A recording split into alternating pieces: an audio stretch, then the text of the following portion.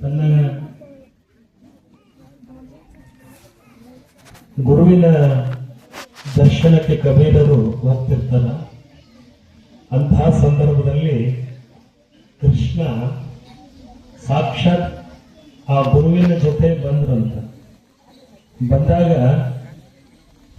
ಆ ಕಬೀರನ್ನ ನೋಡಿ ಕೃಷ್ಣ ಹೇಳ್ತಾನೆ, ಹೇ ಕಬೀರ, ಬಾರೋ, ಬಂದು ಆಶೀರ್ವಾದ ತಗೋ, ನನ್ನ ಪಾದಕ್ಕೆ ಎರಗು ಅಂತ ಹೇಳಿದ್ನಂತ. ಅವಾಗ ಆ ಕಬೀರದಾಸರು ಹೇಳ್ತಾರ, ನಿನ್ನ ಪಾದಕ್ಕೆ ಎರಗ್ತೇನೆ, ಆದ್ರೆ ಮೊದಲು ನನ್ನ ಗುರುವಿಗೆ ಎರೆದ ಮ್ಯಾಗ ನಿನ್ನ ಪಾಳೆ ಅಂತಂದು. ಅವಾಗ ಕೃಷ್ಣ ಸಿಟ್ಟು ಬಂತಂದು. ಅಲ್ಲೋ, ಸಾಕ್ಷಾತ್ ಭಗವಂತ ನಾರಾಯಣ ಸ್ವರೂಪನೇ ನಾನು ನಿನ್ನ ಮುಂದೆ ಬರ್ತೇನೆ, ಮತ್ತು ಈ ಗುರುವಿಗೆ ಎರೆದ ಮೇಲೆ ನನಗೆ ಎರೈತೆ ಅಂದ್ರೆ ನಂತ ನಂಬರ್ 2 ಆತಲ್ಲ ಹಂಗಂತ. ಅವಾಗ ಕಬೀರ ಬಹಳ ಸುಂದರವಾಗಿ ಹೇಳ್ತಾನ, ಭಗವಂತ ಹಂಗೆ ತಪ್ಪಿಕೋಬೇಡ, ನೀ ಭಗವಂತ ಅಂತ ನನಗೆ ಗೊತ್ತಿದ್ದಿಲ್ಲ, ನೀ ಭಗವಂತ ಅಂತ ತಿಳಿಸಿದ್ ಕೊಟ್ಟವನು ಸಾಕ್ಷಾತ್ ಗುರುನಾಥವನ, ಅದಕ್ಕೆ ಅವನು ಒಂದು ಪಾದಕ್ಕೆ ನಾನು ನಿನಗೆ ಎರೈತೇನಪ್ಪ, ನಮಸ್ಕಾರ ಮಾಡ್ತೇನೆ ಅಂತ ಹೇಳಿ. गुरु और गोविंद दोनों खड़े हैं, किसकी पाए लागो, जो बलहारे गोविंद को दिखाया उसी के पाए लागो. ಭಗವಂತ ಗುರು ಜೊತೆಯಾಗಿ ನಿಂತಿದ್ದಾರೆ. ನಾನು ಯಾರ ಪಾದಕ್ಕೆರಗಲಿ, ಯಾರು ಗೋವಿಂದನ ದರ್ಶನ ಮಾಡಿಸಿದ್ರಲ್ಲೋ ಆ ಸದ್ಗುರುವಿನ ಪಾದಕ್ಕೆ ಮೊದಲು ನಾ ಎರಗುವೆ ಅಂತ ಬಹಳ ಸುಂದರವಾಗಿ ಇಲ್ಲೇ ಕಬೀರದಾಸರು ಹೇಳ್ತಾ ಇದ್ದಾರೆ. ಗುರು ಏನ್ ಮಾಡ್ತಾನ, ಬಹಳ ಸುಂದರವಾಗಿ ಒಂದು ಕಡೆ ಗ್ರಂಥ ಸಾಹಿತ್ಯದಾಗ ನಾನಕರು ಬರೀತಾರೆ. ಅವ್ರು ಹೇಳ್ತಾರೆ, ಹಜಾರ್ ಚಾಂದ್ ಸೂರಜ್, हजार चांद सूरज इस धरती का अंधकार मिटा सकता है, मगर मन के अंधकार गुरु के बिना मिट नहीं सकता. ಈ ಭೂಮಿಯಲ್ಲಿರುವಂತ ಕತ್ತಲೆಯನ್ನ ಸಾವಿರಾರು ನಕ್ಷತ್ರಗಳು, ಆ ಚಂದ್ರ ಸೂರ್ಯ ದೂರ ಮಾಡಬಾರದು. ಆದ್ರೆ ಮನಸ್ಸಿನಲ್ಲಿರುವಂತ ಕತ್ತಲೆಯನ್ನ ಗುರುನಾಥ ಒಬ್ಬರೇ ದೂರ ಮಾಡಕ್ ಸಾಧ್ಯ ಐತಿ ಜಗತ್ತಿನ ಅಂತ ಹೇಳಿ. ಅದಕ್ಕೆ ಗುರುವಿಗಿಂತ ಮತ್ತಾರಿಲ್ಲ ಜಗದೊಳಗೆ. ಅವ್ರು ಒಮ್ಮೆ ಗುರು ಅಂತ ನಂಬಿದ ಮ್ಯಾಗ ಅವನು ನರನೆಂದು ಭಾವಿಸಿ ನಿಂದಿಸಿದ್ರ ನಾಯಕ ನರಕ ತಪ್ಪದು ಅಂತ ಹೇಳ್ತಾರೆ. ಒಮ್ಮೆ ಬಹಳ ಗುರು ಬನಾನ ಚಾನ್ಕೆ, ಗುರು ಬನಾನ ಜಾನ್ಕೆ, ಪಾನಿ ಪೀನ ಚಾನ್ಕೆ ಅಂತ ಹೇಳ್ಯಾರ. ಒಂದು ಸರಿ ಗುರು ಅಂದ ಮ್ಯಾಗ ಮತ್ತ ಅವ ನನ್ನಂಗ ನಿನ್ನಂಗ ಅಂದ್ರೆ ನಿಮ್ಮಷ್ಟು ಮೂರ್ಖರು ಯಾರಿಲ್ಲ. ಒಮ್ಮೆ ಕೈ ಹಿಡಿದ ಮ್ಯಾಗ ಬಿಡ್ತಿರ್ನಿ, ಅವ್ನು ತಾಳಿ ಕಟ್ಟಿದ ಮ್ಯಾಗ ಬೈತಿರ್ ಒಳ್ಳೆ ಮುಗಿತದ, ಇದು ಹೋಯ್ತು. ಹಂಗ ಯಾವುದೇ ಆಗಲಿ ಮಾನಸಿಕವಾಗಿ ನಾವು ಒಪ್ಪಿಕೊಂಡು ಒಮ್ಮೆ ಗುರುವಿನ ಜೊತೆ ನಾವು ಶಿಷ್ಯರಾಗಿ ಸಂಬಂಧ ಇಟ್ಕೊಂಡ್ಮೇಲೆ ಗುರುವಿನಿಂದಲೇ ಎಂದು ಯಾವ ಕಾಲಕ್ಕೂ ಮಾಡಬಾರದು. ಮಾಡಿದ್ರೆ ಅದಂತ ಮಹಾಪಾಪ ಜಗತ್ನಾಗ ಮತ್ತೊಂದಿಲ್ಲ. ನೀ ಬೇಕಾದ ತೀರ್ಥದಾಗ ಮುಳುಗು, ಬೇಕಾದ ಹೋಮ ಮಾಡು, ಬೇಕಾದ ದಾನ ಕೊಡು, ಆದ್ರೆ ಗುರುದ್ರೋಹ ಮಾಡಿದವ ಎಂದೂ ಜಗತ್ತಿನಲ್ಲಿ ಉಳಿದಿಲ್ಲ, ಉಳಿಯಕ್ ಸಾಧ್ಯನೇ ಇಲ್ಲ. ಯಾಕೆ ಗುರುಳಿ ಪೂರ್ಣಿಮೆಯಿಂದ ಯಾಕೆ ಹೇಳ್ತಾನಂದ್ರ, ಆ ಗುರು ಸಾಕ್ಷಾತ್ ಪರಬ್ರಹ್ಮ ಸ್ವರೂಪನಾಗಿರ್ತಾನೆ. ಸಾಕ್ಷಾತ್ ಪರಬ್ರಹ್ಮ ಸ್ವರೂಪನಾಗಿ ನಮ್ಮ ಮುಂದೆ ನಿಂತಿರ್ತಾನೆ. ಈಗ ಹುಡುಗರು ಶಾಲೆಗೆ ಹೋಗ್ತಿದೆ, ಶಾಲೆಗೆ ಹೋದಾಗ ನೀವು ಮಾಸ್ತರ್ಗಳಿಗೆ ಹೇಳ ತಕ್ಕದಿದ್ದಾನ, ಮಾಸ್ತರ್ಗಳು ಹೇಳ್ತಾನ, ಅಲ್ಲಿ ಮೇಲೆ ಹೆಡ್ ಮಾಸ್ತರ್ ಇರ್ತಾನ. ಹಂಗ ನೀವು ಶಿಷ್ಯರಂದ್ರೆ ನಿಮ್ಗೆ ನೀವೇ ಸಂಭಾಳಿಸ್ಬೇಕು ಹೊರತು ಗುರುವಿಂದ ನಿಂದನೆ ಗುರು ನಮ್ಗೆ ಹಂಗೆ ಹೇಳಿದ ಹಿಂಗೆ ಹೇಳಿದ ಅಂದ್ರೆ ನಿಮ್ಗೆ ವಿದ್ಯೆ ಹತ್ತುದಿಲ್ಲ, ನಿಮ್ಗೆ ವಿದ್ಯೆ ಹತ್ತುದಿಲ್ಲ. ಇಡೀ ಜಗತ್ತಕ್ಕೆ ಸನಾತನ ವಿಷಯನ್ನ ತಿಳಿಸಿ ಸ್ವಾಮಿ ವಿವೇಕಾನಂದರು ಮತ್ತೆ ಈ ಭೂಮಿಗೆ ಬರ್ತಾರೆ, ಭಾರತಕ್ಕೆ ಬರ್ತಾರೆ. ಬಂದಾಗ ಬೇಲೂರು ಮಠ ಕಲ್ಕತ್ತಾದಾಗ ಐತಿ. ಆ ಬೇಲೂರು ಮಠ ಹೆಂಗೈತಪ್ಪ ಅಂದ್ರೆ ಹುಗ್ಲಿ ನದಿ, ದೊಡ್ಡ ನದಿ ಐತಿ. ಆ ನದಿ ಪಕ್ಕದಾಗ ಈ ಕಡೆ ದಕ್ಷಿಣೇಶ್ವರಿ ತಾಯಿ ರಾಮಕೃಷ್ಣ ಪರಮಹಂಸರು ಯಾರು ಆರಾಧನೆ ಮಾಡಿದ್ರಲ್ಲ ದೇವಿನ, ಆ ಗುಡಿ ಐತಿ. ಈ ಕಡೆ ಬೇಲೂರು ಮಠ ಐತಿ. ಆ ಬೇಲೂರು ಮಠದಲ್ಲಿ ಏನ್ ಮಾಡಿದ್ರಂದ್ರ, ಎಲ್ಲರೂ ವಿವೇಕಾನಂದರು 10-15 ರಾಷ್ಟ್ರಗಳಿಗೆ ಹೋಗಿ ನಮ್ಮ ಭಾರತೀಯ ಹಿಂದೂ ಸನಾತನ ವಿಚಾರವನ್ನ, ನಮ್ಮ ಭೂಮಿಯ ಸಂಸ್ಕೃತಿ ಬಗ್ಗೆ ತಿಳಿಸಿ ಬಂದ್ರು. ಇವ್ರಿಗೆ ನಾವೆಲ್ಲರೂ ಕೂಡ್ಕೊಂಡು ಇವತ್ತು ಸನ್ಮಾನ ಮಾಡೋಣ ಅಂತ ಹೇಳಿ ಅವ್ರ ಮೇಲೆ ಕುಂದಿಸಿದ್ರೆ ಈಗ ವ್ಯಕ್ತಿ ಮ್ಯಾಗ ಕುಂದಿರಿಸಿ ಭಾಳ ಹೊಗಳಿದವ್ರು, ಭಾಳ ಹೊಗಳಿದ್ರು. ಎಲ್ಲರೂ ಹೊಗಳ್ಕೋತೊಬ್ಬ ಏನ್ ಮಾಡ್ಬಿಟ್ಟ ಪುಣ್ಯಾತ್ಮ, ಆ ರಾಮಕೃಷ್ಣ ಪರಮಹಂಸ ಪುಣ್ಯ ಮಾಡಿದ್ದ ಇಂಥ ವಿವೇಕಾನಂದನ ಪಡೆಯಕಂತ ಒಂದು ದೊಡ್ಡ ಮಾತು ಹೇಳಿಬಿಟ್ಟ. ವಿವೇಕಾನಂದರಿಗೆ ಅದು ತಡೆಯಕ್ಕಾಗಿಲ್ಲ. ಭಾಷಣದಾಗ ಅವ್ರು ಮೊದಲಿಗೆ ಆ ಮಾತು ಹೇಳ್ತಾರೆ, ನೀವು ನನ್ನ ಗುರುವಿನ ಹೊಗಳಿದ್ರೆ ಬಹಳ ಸಂತೋಷ ಇತ್ತು, ಗುರುವಿನ ಮುಂದೆ ನಾನು ಹೊಗಳಿದ್ರಲ್ಲ ನನಗೆ ಬೇಜಾರಾಗ್ತು.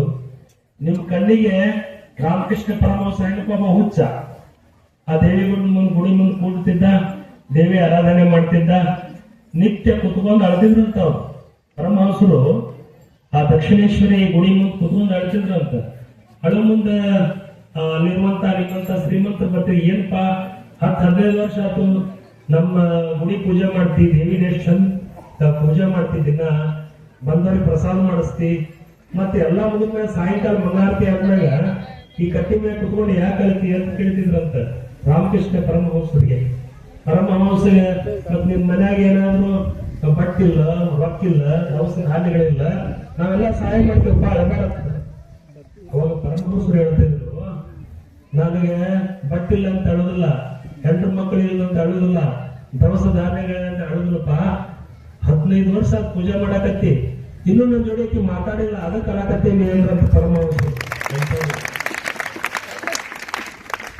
ಅಂತ ಪರಮಹಂಸರು ವಿವೇಕಾನಂದರ್ನ ನೀನ್ ಯಾರಪ್ಪ ಸುಮ್ಮನೆ ಏನ್ ಕಾಡ್ತೀನಿ ನನಗೆ ಅಂತಿದ್ರ ವಿವೇಕಾನಂದ. ನರೇಂದ್ರ ಅವ್ರ ಮೊದಲೇ ಹೆಸರು ನರೇಂದ್ರ. ಅವರು ಹಿಂಗ ಅವ್ರ ಮುಂದೆ ಅಡ್ಡಾಡ್ತಿದ್ರು, ಇವೆಲ್ಲ ಡೋಂಗಿ ಬಾಬಾಗಳು ಇವ್ರು ಬರೇ ಸುಮ್ಮನೆ ಜನರಿಗೆ ಅಫೀಮು ಗಾಂಜಾ ಅಂತ ಕೊಟ್ಟು ಮಣ್ಣು ಮಾಡ್ತಾರ ಅಂತೇಳಿ ಪರಮಹಂಸರ ಮುಂದೆ ಈ ಮಾತುಗಳನ್ನ ಆಡ್ಕೋ ಎಲ್ಲದನ್ನ ದೇವ್ರ ಎಲ್ಲ ಸುಳ್ಳು ಹೇಳ್ತಾರ. ಅಂದಾಗ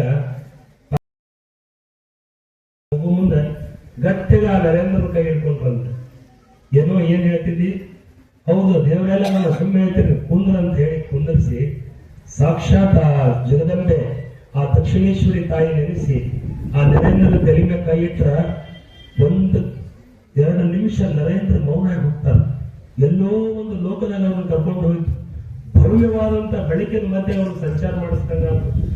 ಇಂದ್ರಿಯಗಳಿಗೆ ನಾವು ಉಂಡು ತಿಂದು ಇಂದ್ರಿಯಗಳಿಂದ ಏನು ಸುಖ ಪಡ್ತೇವಲ್ಲ ಅದಕ್ಕಿಂತ 1000 ಪಟ್ಟು ಸುಖ ಅವರು ಆ ಕ್ಷಣದಲ್ಲಿ ಅವರು ಪಡಿತಾರೆ.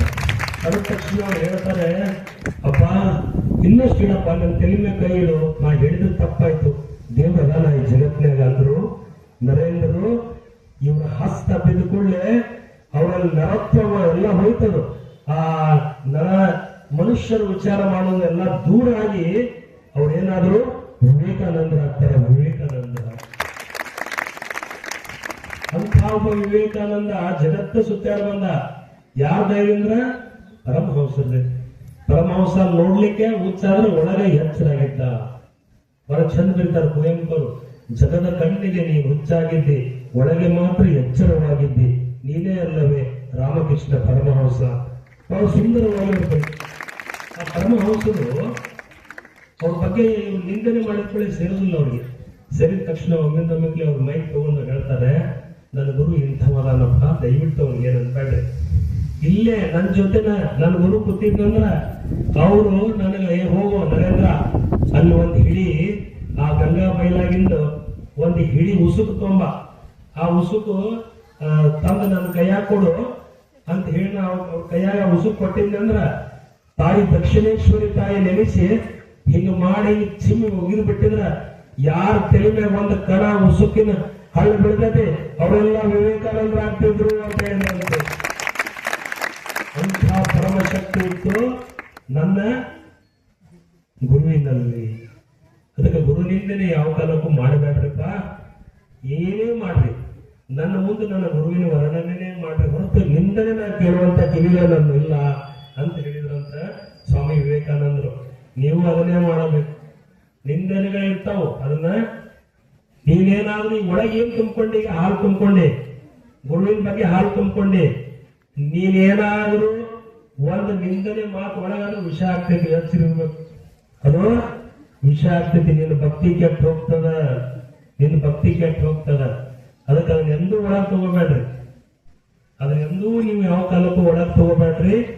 ಸಾಕ್ಷಾತ್ ಸ್ವರೂಪ ನನ್ನ ಮುಂದೆ ಗುರು ಪರಮಾತ್ಮನ ಸ್ವರೂಪಾಗಿ ಬಂದು ಬಿಟ್ಟಾರ ಅನ್ನುವಂಥದ್ದು ನಿಮ್ಮ ಮನಸ್ಸಿನಲ್ಲಿ ನಿಮ್ಮ ವಿಚಾರದಲ್ಲಿ ಇರಲಿ ಅಂತ ಹೇಳುತ್ತಾ, ಎಂಥ ಶಂಕರಲಿಂಗರು, ಎಂಥ ಸಿದ್ಧಲಿಂಗ ಮಹಾರಾಜ ಅಳ್ತಾನ. ಸಿದ್ಧಲಿಂಗ ಮುತ್ಯ ಕುತ್ಕೊಂಡು ಅಳ್ತಾನ, ಯಪ್ಪ ನನ್ನ ದೂರ ಕಳಿಸ್ಬಿಟ್ಟಿಲ್ಲ, ಅಚಾನಕ್ ಬಂದೆ, ನಾ ಏನ್ ಮಾಡ್ಲಿ, ನನಗೆ ನೀತಿ ಬರೋಲ್ದು, ನೀ ಬಂದು ಎಬ್ಬಿಸ್ತಿದ್ದಿ ಉಳಿಸ್ತಿದ್ದಿ, ನಾ ಏನ್ ಮಾಡ್ಲಿ ಬಂದ ಅಂದಾಗ ನೋಡ್ರಿ ಎಷ್ಟು ಸಂಬಂಧ ಶಂಕರಲಿಂಗರಿಗೆ, ಆಮೇಲೆ ಲಚ್ಚಾಣದ ಅಪ್ಪ ಅವ್ರಿಗೆ, ಸಿದ್ಧಲಿಂಗ ಮಹಾರಾಜರಿಗೆ. ನೀ ಏನು ವಿಚಾರ ಮಾಡ್ಬೇಡ, ಮತ್ತೆ ನಾವೊಂದು ಸ್ವರೂಪದಾಗ ಬರ್ತೇನೆ ಅಂತ ಹೇಳಿ ಒಂದು ನಂದಿಯಾಗಿ ಗೂಡಾಗಿ ಮತ್ತೆ ಹುಟ್ಟಿ ಆ ಶಂಕರಲಿಂಗದ ಅಲ್ಲಿ ಲಕ್ಷಣದಾಗ ಅವ್ರ ಜೊತೆ ಇದ್ರು ಅನ್ನುವಂಥದ್ದು ನೀವು ಇತಿಹಾಸದಾಗ ನೋಡ್ತಾ ಇದ್ದೀರಿ. ಅಂತಹ ಸಂಬಂಧ ಇಲ್ಲೇ ಡೋಣೂರೊಳಗ ದಾಟೋ ಮುಂದ, ಇಲ್ಲೇ ಈ ಡೋಣಿ ದಾಟೋ ಮುಂದ ಅಪಾರ ಆವಗಿಗಳು ನೀರಾಗ ತೆಲಕತ್ತವಂತ ಶಂಕರಲಿಂಗ ಮುತ್ತಂದು. ಅವಾಗ ಯಪ್ಪ ಇವ್ರೊಳಗ ನೀರು ತುಂಬಿಕೊಂಡೈತಲ್ಲ ಅಂತ ಹಿಂದಿದ್ದವ ಅನ್ನಂತ ಕುದುರೆ ಹಿಡ್ದವ. ಅವಾಗ ಆ ಪೂಜ್ಯ ಅಪ್ಪಾಜಿ ಆ ಲಚ್ಚಾಣದ ಸಿದ್ಧಲಿಂಗ ಮಹಾರಾಜರಂದ್ರಂತಲೇ ಹುಚ್ಚ, ಅವ್ರ ನೀರಲ್ಲೇ ಪಾಲುತ್ತಲ್ಲ ಅಂತ ಘಟ ಕೊಡ್ಬಿಟ್ರು. ಎಂತಹ ಗುರುಭಕ್ತಿ, ಎಂತಹ ಗುರುಭಕ್ತಿ. ಏನಪ್ಪ ಅದ್ರೊಳಗ ಮಣ್ಣ ಕಲ್ಲ ಇಟ್ಕೊಂಡು ಸಿದ್ಧಲಿಂಗ ಅದನ್ಯಾಕೆ ಕುಡ್ದಿ, ನೀ ಮುಟ್ಟಿದ ವಿಷ ಅಮೃತಕ್ಕೆ ಹೋಗಯ್ಯಪ್ಪ ಅನ್ನಂತ ಯಾರೋ ಲಚ್ಚಾಣದ ಸಿದ್ಧಲಿಂಗ ಮಹಾರಾಜ. ಎಂಥ ಭಕ್ತಿ. ತನ್ನ ಜಾತ್ರೆ ಆಗಬಾರದು, ಸಿದ್ಧಲಿಂಗನ ಜಾತ್ರೆ ಎಲ್ಲೂ ಮಾಡಬೇಡ್ರಿ ಅಂತ ಹೇಳಿ ತಲೆ ಮ್ಯಾಗ ಶಂಕರಲಿಂಗನ ಇಟ್ಕೊಂಡು ಬರೆದಂತಾವ ಏಕೈಕ ಮತ್ತು ಜಗತ್ತಿನಾಗಿದ್ರ ತನ್ನ ಗುರುವಿನ ಜಾತ್ರೆ ಆಗಬೇಕಂತ ಇನ್ನೂವರೆಗೆ ಧೀರ ಸಂಕಲ್ಪ ಮಾಡಿ ಇನ್ನೂವರೆಗೆ ಕಾಮಧೇನು ಕಲ್ಪವೃಕ್ಷ ಕೂತವ ಸಿದ್ಧಲಿಂಗ ಮಹಾರಾಜ. ಎಂಥ ಪರಂಪರೆ ಇದು. ಎರ್ನಾಳಾಗ ಒಬ್ಬ ಬಾಲ ಯೋಗಿ ಅವ್ರ ಗುರುಗಳು ಹಂಪೈನಾರ ಪೂಜೆ ಮಾಡಾಕತ್ತಿದ್ರು. ಮಠದಾಗ ಏನೂ ಇಲ್ಲ, ನಮ್ 3 ಅಂಕದ ಮಠದಾಗ ಏನೂ ಇಲ್ಲ. ಅಯ್ಯೋ ನಮ್ಮ ಅಪ್ಪರು ಪೂಜೆ ಮಾಡಾಕತ್ತಾರ, ಅಲ್ಲಿ ದೀಪ ಆರ್ತೈತಿ, ಏನ್ ಮಾಡ್ಲಿ ಅಂತ ಚಟಪಡಿಸಿ ಅಲ್ಲಿ ಹೋಗಿ ಒಂದಿಷ್ಟೇನೋ ಸ್ವಲ್ಪ ಒಂದು ಗಿಡ್ಡೆ ಒಳಗ ದ್ರವ ಇತ್ತು, ಅದು ಏನಂತ ಗೊತ್ತಿಲ್ಲ, ಸರ ಬಂದು ಸುರಿದು ಬಿಟ್ರು, ಮತ್ತೆ ದೀಪ ಹತ್ತಿ ಉರಿಯಾಕತ್ತು. ಅವಾಗ ಒಳಗಿದ್ದವ ಕಲ್ಲಪ್ಪಜ್ಜ ಓಡಿ ಬಂದ, ಯಪ್ಪ ಸಂಗನ ಬಸವ ಏನು ಮಾಡಿದಿ, ಮತ್ತೆ ನೀ ಎಲ್ಲೇ ಹೋಗಿದ್ದಿ, ಅಪ್ಪ ಅವ್ರು ನಿಮ್ ಪೂಜೆ ಕೂತಿದ್ರು, ನಾಲ್ಕು ಬಂದು ಆ ದ್ರವ ಹಾಕಿದ್ವಿ. ಯಪ್ಪ ದೀರಿ ತೋಪ ಒಳಗ ಪಂಪಾಪತಿ ಹೇಳಿದ್ರಂತ, ಪಂಪಾಪತಿ ಹೇಳಿದಂತ ಅವನು ಭಕ್ತಿ ನೋಡಿದ್ರಪ್ಪ, ನೀರ್ ಹಾಕಿದ್ರು ಎಣ್ಣೆ ಗುಡಿಯಾಕಬೇಕು. ಇದು ಸಂಗನ ಬಸವ ಈ ಜಗತ್ತಿಗೆ ಬೆಳಕೊಳಕ್ ಬಂದ ನಾವು ಸಂಗನ ಬಸವ. ಈ ನಾಡಿನ ಅಜ್ಞಾನ ದೂರ ಮಾಡಿ ಶಿಕ್ಷಣ ಕ್ರಾಂತಿ ಮಾಡಕ್ ಬಂದಾನ. ಅವನು ಪರಮ ಹಸ್ತ ಐತಪ್ಪ, ಅವ ಸಂಕಲ್ಪ ಮಾಡಿದ್ದು ತಾನ ಆಗ್ತೈತೆ ಅಂತ ಹೇಳಿದಂತ ಗುರು ಪಂಪಾಪತಿ. ಅಂತಹ ಪರಮ ಪೀಠ ಇದು, ಅಂಥದಲ್ಲ. ಅದಕ್ಕೆ ಶ್ರದ್ಧಾ ಇಡ್ರಿ, ಭಕ್ತಿ ಇಡ್ರಿ, ಯಾವುದನ್ನ ಕೇಳಬೇಡ್ರಿ. ಗುರು ಏನ್ ಬಯಸ್ತಾನ ನಾವು ನೀವು ಅದನ್ನ ಕೂಡಿ ಮಾಡೋಣ ಅಂತ ಹೇಳುತ್ತಾ ಇವತ್ತಿನ ಗುರು ಪೂರ್ಣಿಮೆ ದಿವಸ ನನ್ಗೆ ಆರಾಮದಿದ್ದಿಲ್ಲ, ಆದ್ರೂ ಅಪ್ಪಗಳೇ ನೀವು ಆರಾಮಕ್ಕಿರ್ತಾರೆ ಅಂದ್ಕೊಂಡು ದಾರ್ಯಾಗ ಆರಾಮ ಆಗ್ತದೆ. ಅವ್ರ ವಾಣಿನ ಹೆಂಗೈತಿ ಸುಂದರ ನೀವು ದಾನ ಆರಾಮಕ್ಕಿರ್ತಂದ್ರು ಅದಕ್ಕೆ ಬಂದು ಕುದಿದ್ದೇನೆ. ಬಹಳ ಸಂತೋಷ ಅನಿಸ್ತದೆ ನಿಮ್ನೆಲ್ಲರೂ ನೋಡಿದ್ರೆ. ಈ ಒಂದು ಉತ್ತರ ಕರ್ನಾಟಕಕ್ಕೆ ಮಾದರಿಯಾದಂತ ಜಾತ್ಯತೀತ ಪರಂಪರೆ ಉಳ್ಳಂತ ಈ ಗುರು ಪರಂಪರೆ ಹೀಗೆ ಮುಂದುವರಿಲಿ. ನಿಮ್ಮ ಶ್ರದ್ಧೆ ಭಕ್ತಿ ಸದಾ ಈ ಪೀಠದ ಮೇಲೆ ಇರ್ಲಿ, ಸದ್ಗುರುವಿನ ಆಶೀರ್ವಾದ ನಮ್ಮ ಮೇಲೆ ನಿಮ್ಮ ಮೇಲೆ ಇರ್ಲಿ ಅಂತ ಹೇಳುತ್ತಾ ನನ್ನ ಆಶೀರ್ವಚನೆ ಕೊನೆ ಹೇಳ್ತೀನಿ. ಓಂ ಶಾಂತಿ.